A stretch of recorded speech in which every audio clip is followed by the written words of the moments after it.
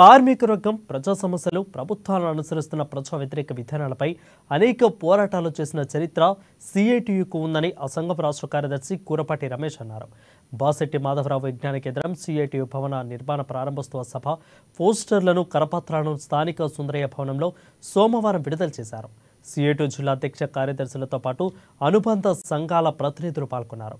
ఈ సందర్భంగా కూరపాటి రమేష్ మాట్లాడుతూ అనేక ఉద్యమాలు పోరాటాల ద్వారా సిఐటియు ఎన్నో విజయాలు సాధించిందని అన్నారు.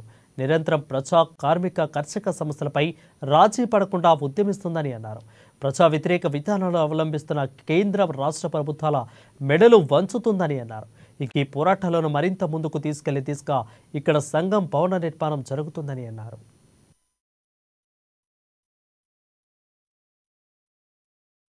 ఈ కార్యాలయాన్ని నిర్మించుకున్నాం.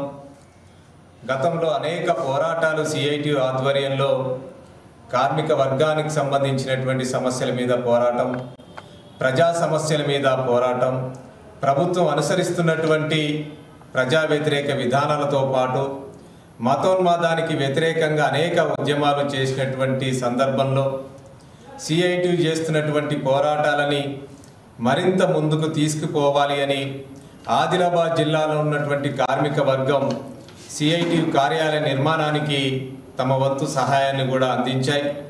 కార్మికుల యొక్క శ్రమ ద్వారా నిర్మించుకున్నటువంటి కామ్రేడ్ మాధవరావు గారి విజ్ఞాన కేంద్రం ఈ ఆదిలాబాద్ జిల్లాలో ఉన్నటువంటి కార్మిక వర్గానికి, ఈ ఆదిలాబాద్ జిల్లాలో ఉన్నటువంటి ఆదివాసీలకి, ఈ ఆదిలాబాద్ జిల్లాలో ఉన్నటువంటి రైతులకి, వ్యవసాయదారులకి, ఇక్కడ ఉన్నటువంటి ప్రజానికానికి విజ్ఞానాన్ని అందించడమే కాదు, ఈ రాష్ట్ర కేంద్ర ప్రభుత్వాలు అనుసరిస్తున్నటువంటి ప్రజా కార్మిక కర్షక విధానాలకు వ్యతిరేకంగా ఈ సిఐటియు జిల్లా కార్యాలయం మరింత ముందుకు పోతుందనేది కూడా ఈ సందర్భంగా తెలియజేసుకుంటున్నాం.